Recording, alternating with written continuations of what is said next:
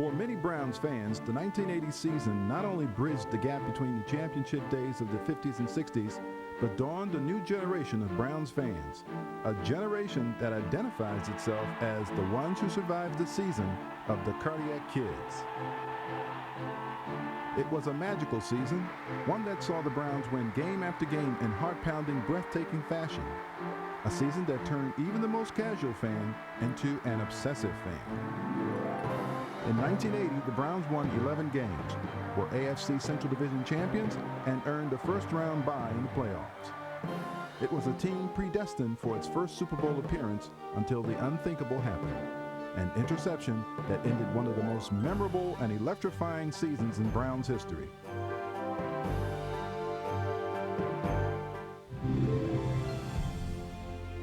The architect of the 1980 season, former Browns head coach Sam Rutigliano, a man who respected the game, loved his players, and adored his fans.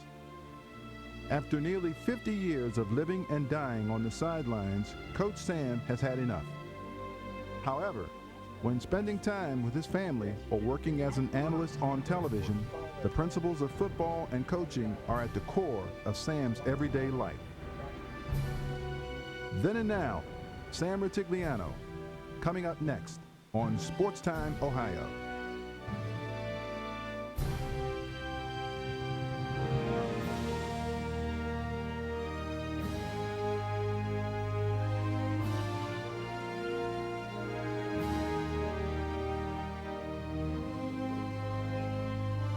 Hello, and welcome to Then and Now. I'm Reggie Rucker. Growing up in Brooklyn, New York in the 1930s and 40s, Sam Rutigliano learned at a young age how abrasive life can be. His experiences as a youth not only shaped his values but contributed to his coaching philosophy. Sam never attempted to imitate another coach's style, but he did pay close attention to the careers of Vince Lombardi and Joe Paterno, two legendary coaches sprung from the same Brooklyn neighborhoods as Sam. When Sam arrived in Cleveland, he mixed Lombardi's demanding style and Paterno's methodical approach to create his own aggressive style of coaching. Sam's no-fear mentality towards the game earned the immediate respect of his players and of a city in search of something to cheer for. Sam started as many coaches do, at the high school level, then the college ranks, and finally, after laboring 11 years as an assistant on 4 different NFL teams, Sam's lifelong dream became a reality. I wanted somebody who was offensive-oriented. In December of 1977, owner Art Modell made Sam Rutigliano the 6th head coach of the Cleveland Browns. A lot of the people that have been associated with have served me well in terms While Sam had a lot to be proud of, the same couldn't be said for the fans of Cleveland. At the time of Sam's hiring, Clevelanders were battling their worst winter. Heavy industries were in a slump, and soon after, Cleveland hit rock bottom when it became the first major city to enter default since the Great Depression. By 1980, Cleveland had new direction and a new motto: "Together, we can do it." The slogan may have been new to city leaders, but not to Browns players. That same message had been echoing off the walls in the Browns locker room ever since Sam took over. I remember in 1978 when you got the job, my phone rang, and I was expecting at some point, and your customary greeting was, "Reg, it's Sam." Yeah. And I said, "We're getting ready to do it." And you asked me to do some things for you, and you've been in the league long enough now, you've had some successes and so forth. And I still remember what you said. You said that we can do this and we can have fun as long as nobody cares who gets the credit. Amen. That's been a mantra of yours throughout your career, hasn't it? Yeah, I think I think that you know, the thing that destroys players and the thing that destroys coaches is ego. And you know, this is how I spell ego: edging God out. The moment that you don't have somebody in your life that is more important than anything you can do, and that's why you know, Reg, you saw the games when you made the catch against Miami in 1979. And when Dave made the catch against Green Bay in 1980 with no time left on the clock and many other guys, it was never, that's why I would like some of these young receivers to understand that you go to the guy that's open, but none of you guys had egos. I mean, everybody, every week it was somebody else that was going to do something to win the game. Brian didn't know who he was going to throw to. He went to the guy that was open. When you came in 1978, I knew we were going to start to attack and become aggressive. Right. You walked in on a pretty good situation because the last guy coaching, Forrest Gregg, didn't know how to handle the players. And I think you've been around long enough to know that managing football teams is really about managing people. Yeah. And you had people already in place. You made the great selections of Clay Matthews and Ozzie Newsome. Right. Interesting. One played 19 years as a linebacker, and if you can go back and look at the newspaper, they really got honest about that pick. And Ozzie was a wide receiver, running back punts. I sent Rich Kotite down to Tuscaloosa, Alabama, because I was in New Orleans, so I used to see Ozzie play a lot on Saturday. Then we did all our homework, and I said, Rich, go down to Tuscaloosa, Alabama. I want you to find out one thing. Does he have a big butt? Yeah. Because we wanted to make him a tight end. Right. So he came back and said, Coach, he's got a big butt. But then Ozzie came here for the first mini camp. And I said, Oz, I want you to know that Lofton at Stanford and J.J. Jefferson and Chandler from Florida, 3 receivers picked that year. I said, I think he could be a good receiver in this league, but I think he got a chance to be a great tight end. He said, Coach, don't even go another step further. When I left Tuscaloosa, Coach Bryant, Bear Bryant, told me the best position for you to play in the NFL is tight end. I said, well, we're in good company. If Coach Bryant feels that way, that's the way I feel. And once we inserted him and then took Logan, who was a tight end, and when I called him on the phone, I said, I'm going to make you a wide receiver, he went through the phone and kissed me right on the lips. Oh, yeah. Oh, yeah. He couldn't believe it. You got to be kidding, Coach. I said, you're not a tight end. You got to be out there wide, man. And then, the offensive line was already there. Mm-hmm. And here's what Brian Sipe said to me. I called everybody on the telephone when I got the job. When I got to him, he said to me, Sam, I want 5 condominiums up front for pass protection. And then I want to be surrounded by smart people. I want to be, and if you look at Dave Logan, you look at yourself, you look at Ricky Feach, you look at Ozzie Newsome, you look at Calvin Hill, you look at Greg Pruitt, you look at Mike Pruitt, you look at Cleo Miller, and that offensive line, all very smart people. All people who could think. And all the times we won with the cardiac kids, it was always something that I didn't say, I listened to creditable people who were in the game. That's why concentration during the week.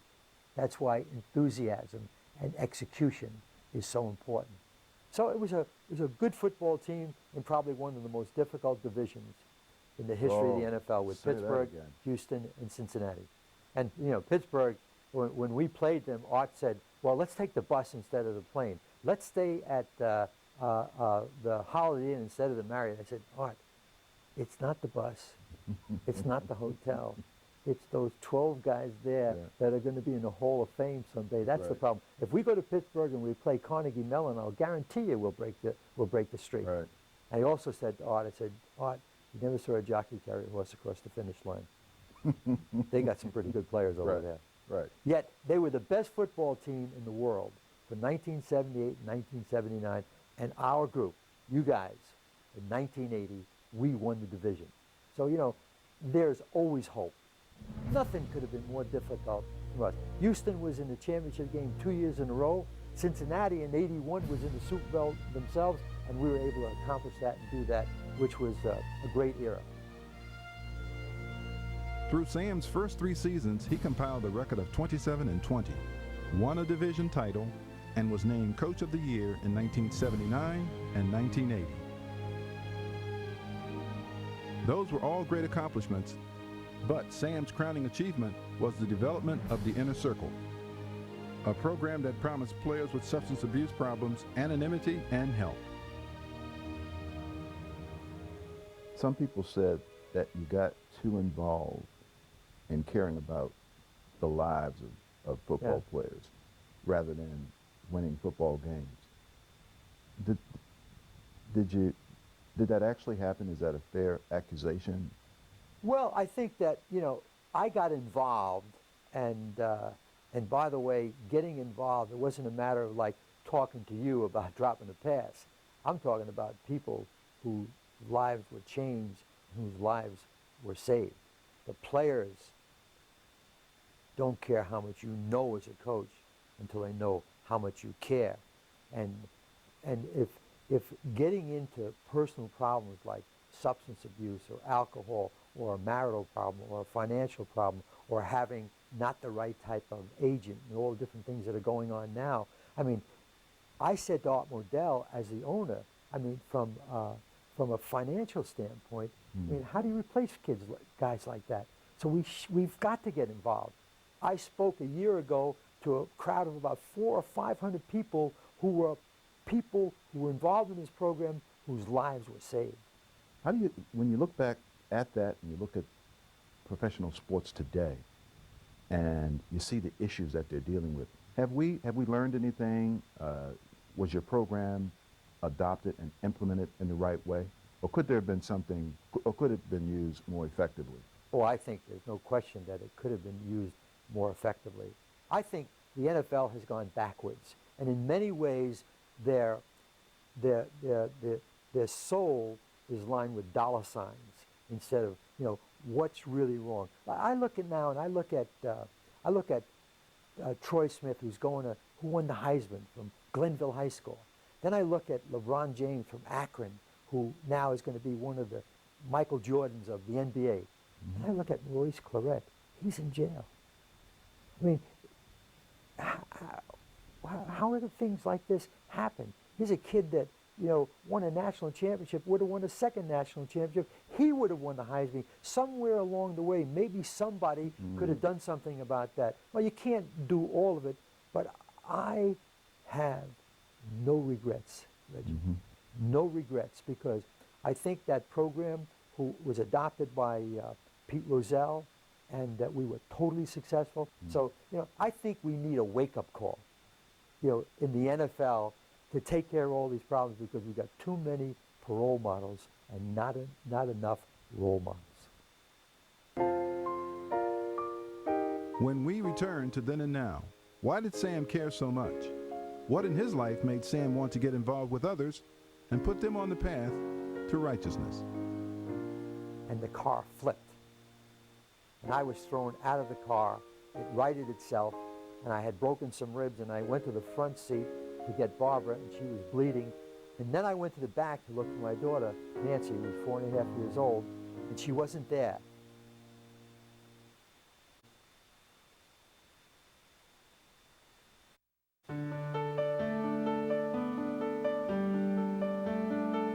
It's a classic American love story. In the summer of 1953, Sam was working the docks as a longshoreman in New York City. Barbara as a nurse at a Brooklyn hospital. One day while working, Sam cut his leg and needed stitches. Who was there to mend him back? You guessed it. As Sam would say, the rest is history. And what a history it's been. Married now for 52 years, Sam and Barbara have 3 beautiful children and 3 grandchildren. Together, through their journeys, they've loved and celebrated, grieved, and discovered their faith in God.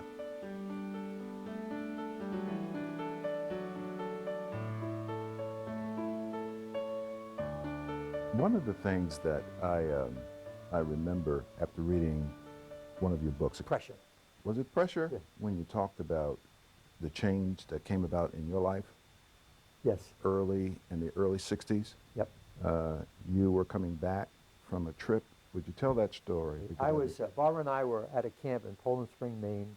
I was a high school coach then at Greenwich High School, and a good friend of mine was the general manager of the Montreal Alouettes, so we went from Poland Spring, Maine on a day, 2 days off to the game.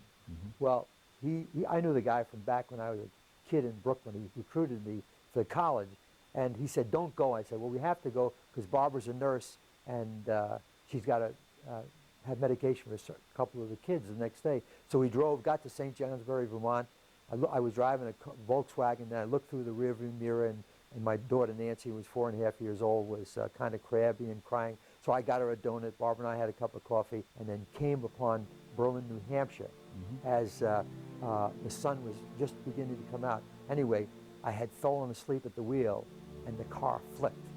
And I was thrown out of the car.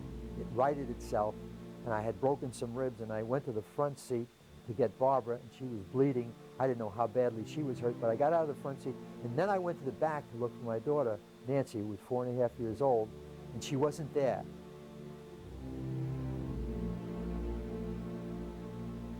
I looked through the rear view window, and it looked like a glazier had cut it out, and she was under the rear right wheel, and I saw she had fractured her skull.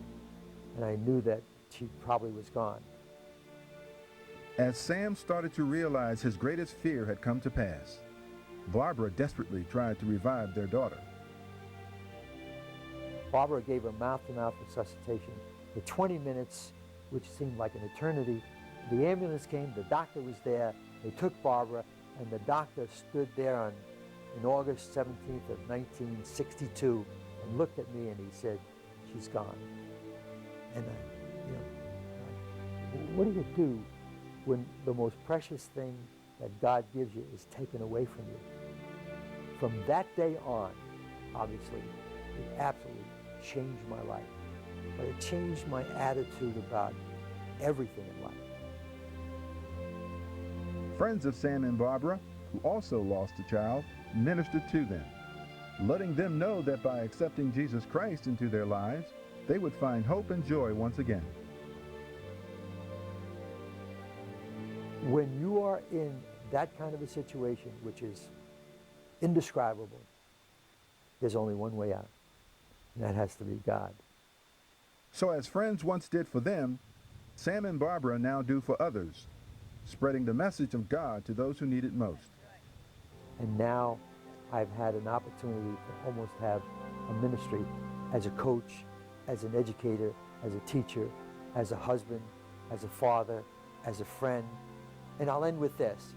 I was told by the Lord that He couldn't bring my daughter back, but He promised me that I could be with her forever in eternity. And Barbara and I live by that.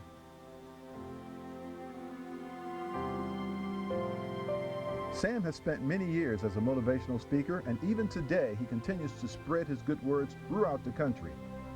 His speeches cover a variety of subjects, but are always motivational and spiritual. Are we going to go down to the wire? Or are we going to go down to the wire? Why not? We've done it all year. Coming up next on Then and Now.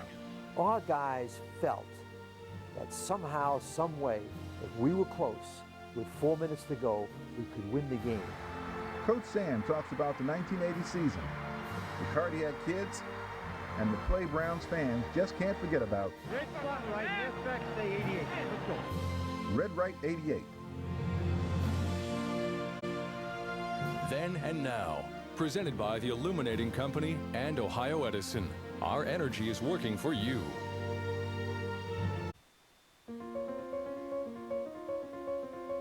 When Sam Rutigliano became head coach of the Browns, he inherited a struggling franchise that had not been to the playoffs for 5 seasons.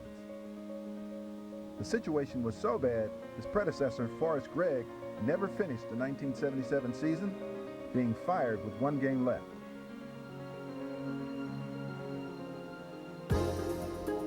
Sam faced an uphill challenge and met it head on. In his first 2 seasons, he harvested a winning mentality, thus setting the table for a season-long feast of heart-stopping football.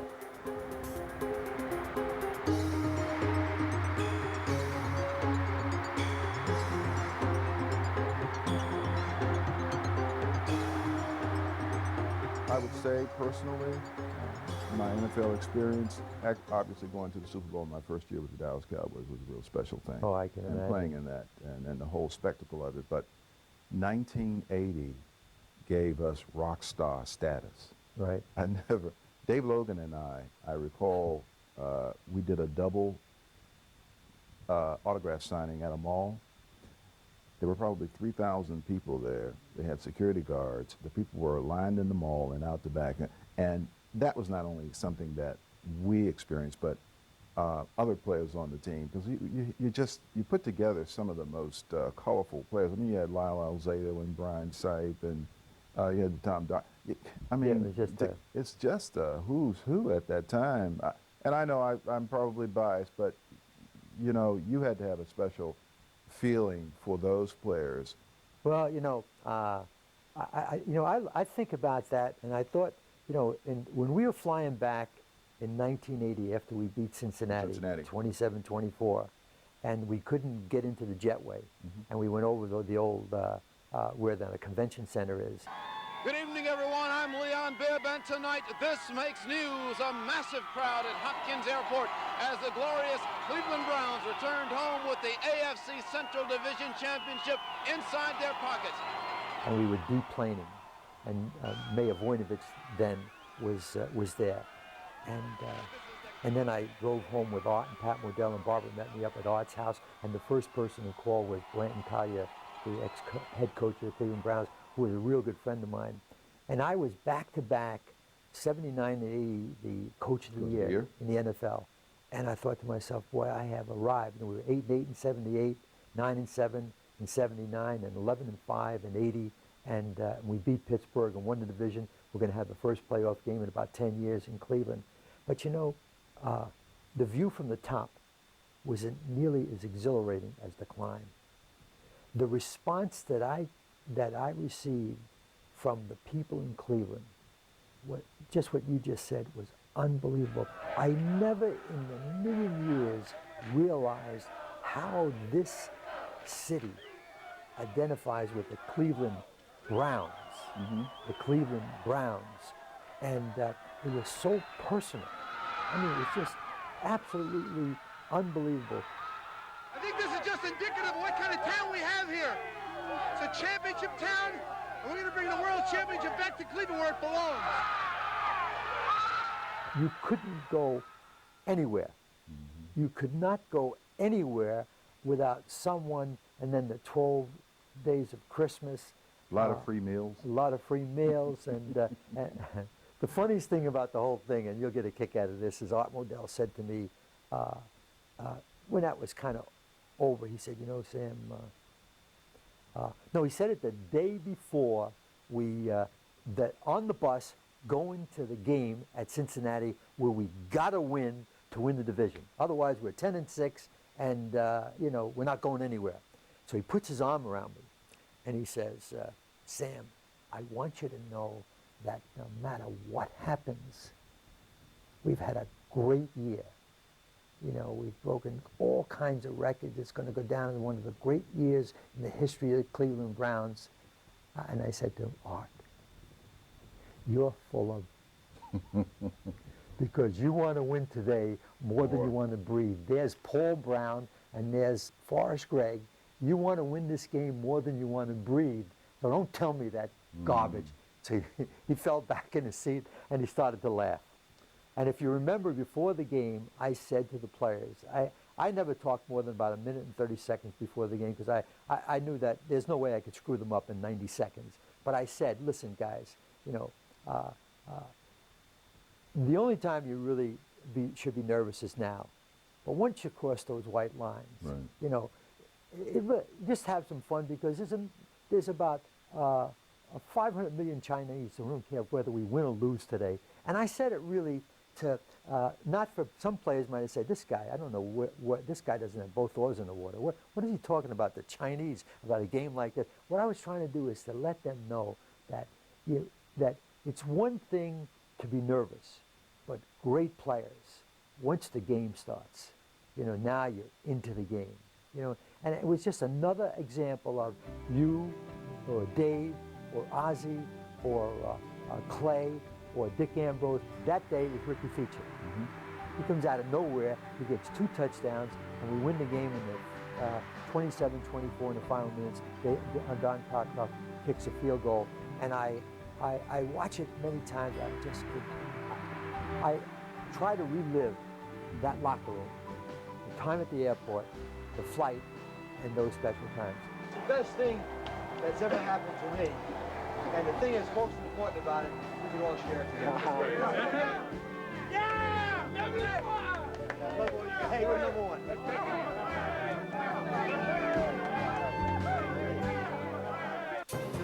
In 1980, Sam and the Browns lived and died by the pass. Quarterback Brian Sipe was the league's most valuable player. Sipe threw for more than 4,100 yards and 30 touchdowns. But there's one pass Brian, Sam, and all Browns fans would love to have back. Let's talk a little bit about the play. I think that most fans who know about the play, know about the game, would probably like to hear the coaches thinking about this, and probably why you didn't call that play to throw it to 33 instead of 82. I've often wondered that myself. Just a matter of numbers. Yeah, but seriously, when that play came in, for all the receivers, no big deal. No. We had run that play, 88. On the 88 goal is the play. On the goal line. Red right is just a formation. Right. We'd run that play from so many different formations, so many different ways to run it. There were times when I was in the position where Ozzie was. When you were in the slot. Yeah. And so it wasn't shocking, it wasn't surprising, because that play gave Brian Sipe a lot of options. He could throw that ball underneath to Greg Pruitt.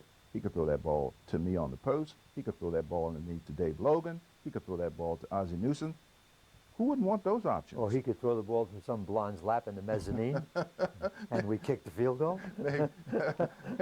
Hindsight is 20/20, though. That's right, exactly. Where did you get to play? And what made you think about that play at that time? Well, number one, there's a play that I picked up, from somebody else with teams I was with. It's basically a red zone play, and it's a double post, and then the split receiver, which in that formation was Dave Logan. He comes underneath it. Well, they play a lot of man-to-man in situations like that. So the outside receiver, which you played, which was flanker, gets taken by his corner. The inside receiver, who was Ozzie, the tight end, who a guy we like to go to, he was going to be taken up by the strong safety and the free safety. And then we had the matchup we wanted with Dave because Lester Hayes was on you. So we had Dave with the matchup we wanted. He comes underneath the thing, and it's a matter, when you look at the film the next day, Dave was sitting in the end zone. He got a chance to hit a home run. Well, the whole idea was this.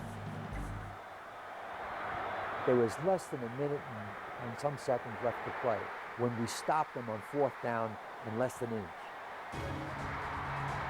And then we drove the ball. You were part of that. We drove the ball down the 13-yard line. But we had missed some field goals. We had missed an extra point. We were kicking into the wind. It was not a number one thing that you could do without not having to worry about it. We wanted to make sure that we use the clock up on 1st down, and we're going to use the clock up on 3rd down, or take away their last time out.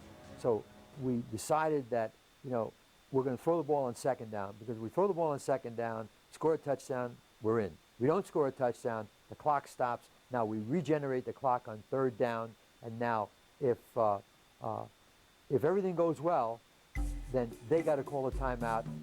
Then we attempt to kick the field goal. We kick the field goal. They now have less than a minute to play, or even less than that, with a timeout or without a timeout. That was the whole strategy to think. And Brian, did he say anything when you told him the play? Did he say anything to you? Did he have any input at the time? No, he knew exactly what we were trying to do, and I think all of us agreed. Look, this is how we got here. Red flat right. You're doing the red flat right. Halfback stay 88. Let's go. The field goal was not a chip shot.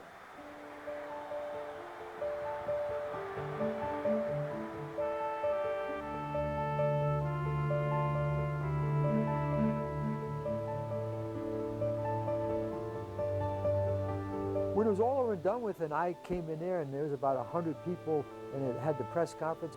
Here comes the first question.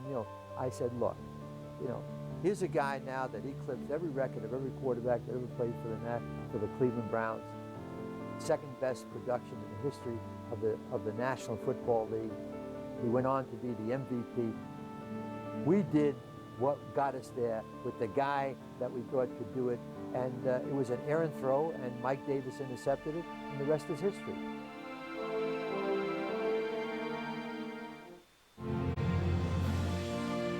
Still to come on Then and Now, it's no longer X's and O's for Coach Sam.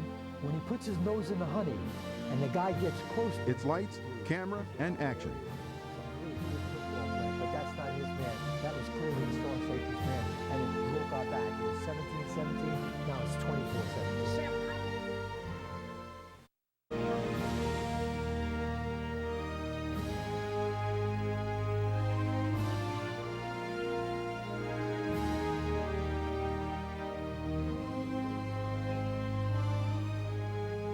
There's so much to talk about with you Right. and for me, because let's set the record straight. You and I go back so long ago. In 1971, when I came to New England, I had just a very bad disposition. I thought the world was against me. I had had a phenomenal run as a rookie in Dallas, and now it seemed like everything came crashing down. And I was feeling sorry for myself. Right. And I got in the game and I dropped a pass in a game, and you went off on me. Right. I mean, you told me if you can't catch the ball, you ought to go sell insurance. or something. I said there's a lot of receivers like you that are selling insurance right now because you dropped the ball for three reasons: lack of concentration, lack of balance, and fear. And the number one thing a receiver has to do is catch the ball. Right. And you stuck your thumb in a number of them. So you and I went into a telephone booth, didn't have to go into the world or get on television or radio and solve the problem. And basically, you solved the problem. But my responsibility as a coach was to let you know what you needed to do, and the rest is history. You had a way of sensing when things might get rough in the clubhouse. Right. And you coined this word, omerta. You said the Italians had a I term. said that you may not believe in a lot of things the Italians do, but the word omerta to the players, and by the way, Braylon Edwards and Kellen Winslow, it means silence. Anytime Amen. you have an opportunity to keep your mouth shut, take advantage of it. Why is it so difficult to make players today understand that the object of this business is to win football games? Right. And the only way that you can win football games is that you have to play in the ultimate team concept, which is the National Football League. But I think the key to that is, it's kind of a trite cliche, but there's no I in team, but there is an I in champion. I think the problem today is a lot of players, in my opinion, have agents that become alternative trusts. And they've got the wrong idea. You know, it's not about you, it's about everybody. And I think that has been lost and I think it's the coach's fault, because discipline doesn't mean punishment. Discipline means correction. It comes from the word disciple. It means follow a good leader. And today, players are too involved in their egos and too involved in their numbers. You know, to me, I wanted a receiver that if he caught 10 passes and we lost, that he was as unhappy as everybody else. But if he caught one pass and it meant the difference of winning the game, he wasn't worried about, am I the leading tight end in the National Football League? Am I the leading receiver? Am I this or I? And it's all I. And I think that's basically our fault. I think we have let that go to a point where we're losing that discipline. What is your relationship now with the Cleveland Browns organization? Are you happy with it? Would you like to do more? Well, my relationship with the Browns is great based upon what I'm doing right now. You know, I have the opportunity to talk to guys once in a while. Sure, you'd like to do a little bit more. You don't want to be the head coach. You don't want to be a receiver, obviously. But I think there are things that people like you and I could do to help the organization a great deal. And that's frustrating, because it's not so much as a fan, which I really totally understand, but as someone that's been here and someone that's done it and seen the best and the worst of times, you would certainly like to make a contribution because of listen, you and I don't come from Cleveland, Ohio.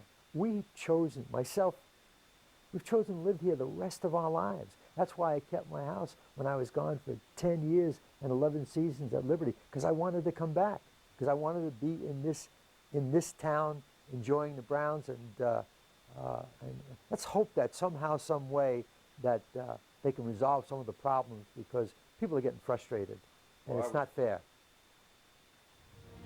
Sam's love affair with Cleveland and its fans is in its 29th year. Even when Sam left Cleveland to take a head coaching job on the East Coast, he still kept his home in Lake County. Coming up next on Then and Now, Sam reconnects with his fans, not on the field, but through the lens of a camera. Some of the free agents that we brought in here, did they do the things they need to do? Is there enough? I think that there's enough money under the cap from what you reported the other day, but are there enough hours? Yak. How you doing, Coach? Hi, Andy. These days, Sam Rutigliano no longer peers over countless hours of tape, trying to break down the opponent. How are you? Great. Gotta go. Instead, he devises a scheme to break down the game for fans on television.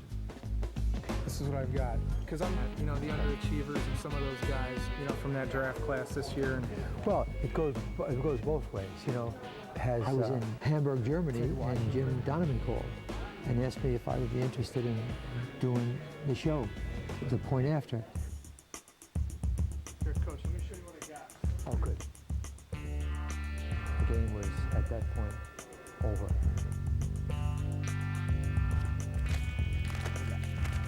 You have to prepare yourself. Now we're down by 10. And you have to do your homework. Exactly. You or I make a comment about, McNair went down.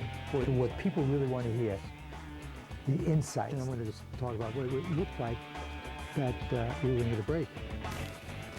That's not Holly's man, that's the safety's man. And then, boom, talk about our momentum. What happened? Right? Hit a home run, and we go through the clip. Okay. It looked to me like they were in what they call four coverage. Four coverage means there are four verticals across. And so the outside guy takes number one, the inside guy takes number two, but you're on your own. The ball was thrown well enough where he caught it on the run and put it in second gear. That killed us. With the show prep behind him, Sam enters his new field of play, the studio.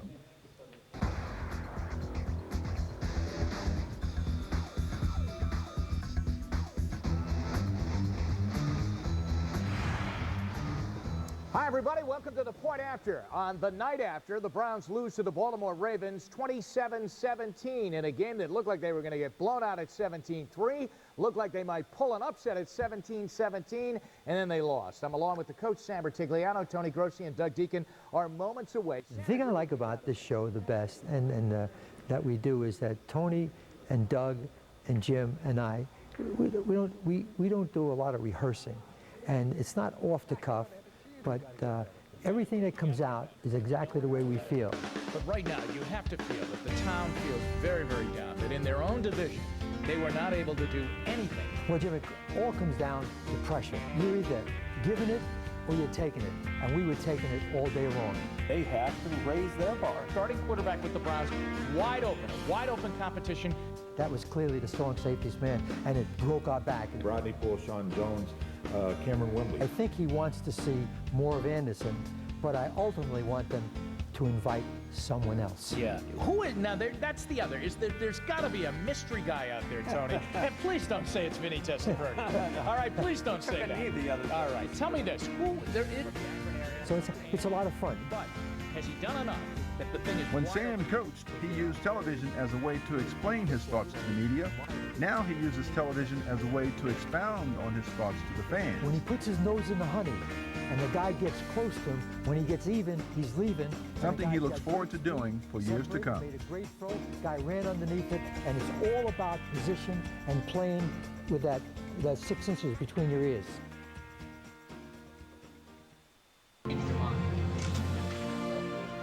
when we come back. I've asked my friend and associate Sam Rutigliano to step aside as head coach of the Cleveland Sam Browns. Rutigliano is removed as head coach of the Cleveland Browns. How does he feel about it today? How do you feel when you look back at that?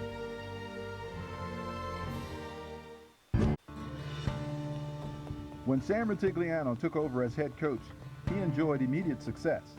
But the Browns were unable to sustain the momentum they generated, and midway through the 1984 season, Art Modell decided to move the team in a different direction. The number one goal that I had coming to Cleveland was for the Cleveland Browns to be successful. Today, I've become the number one fan of the Cleveland Browns. The firing signaled the end of Sam's run in Cleveland, but not his career. After leaving the Browns, Sam went on to work for NBC and ESPN. But it wasn't enough. His passion for coaching lured him to Liberty University. Sam spent 11 seasons as the head coach at Liberty, and when he retired, he did so as the all-time winningest coach in Liberty history with 67 wins. From high school to NFL Europe, Sam has done everything he's wanted to do in coaching, but many fans still wonder if he feels like he had a fair shot in Cleveland.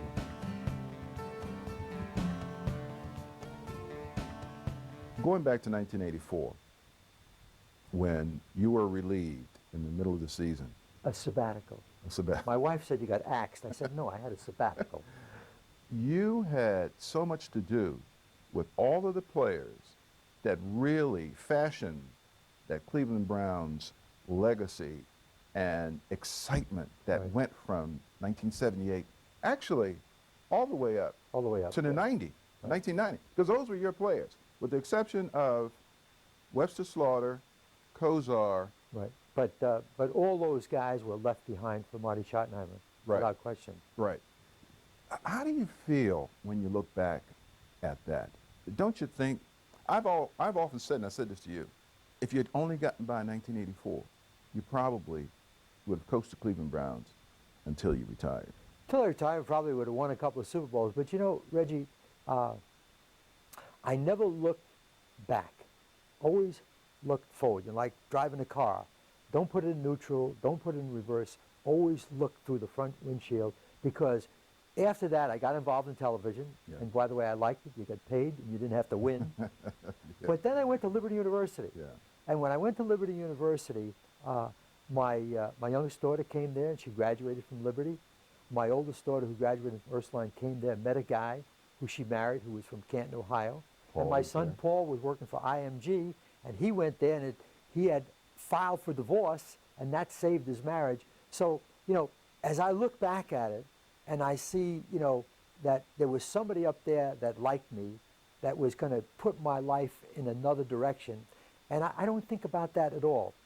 When I came to Cleveland, you know, and I finally got a head coaching job after 11 years as an assistant with 4 different teams, I was really at peace, because I said to my wife, listen, I'm going to take this job, and remember one thing, the only thing they can take away from us is our address, and they didn't even do that. Right. They're all gone, and I'm still here. You're still here. That's right. I couldn't be happier to be here right now.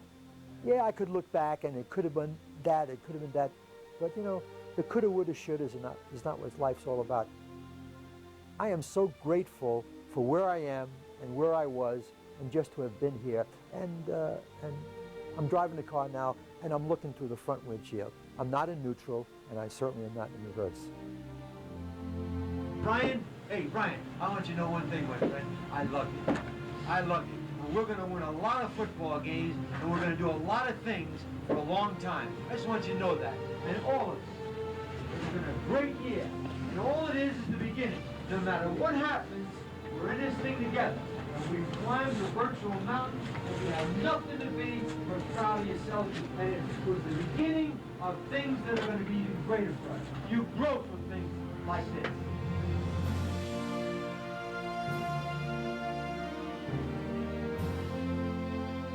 Sam Rutigliano is without question one of the most genuine individuals I have ever met.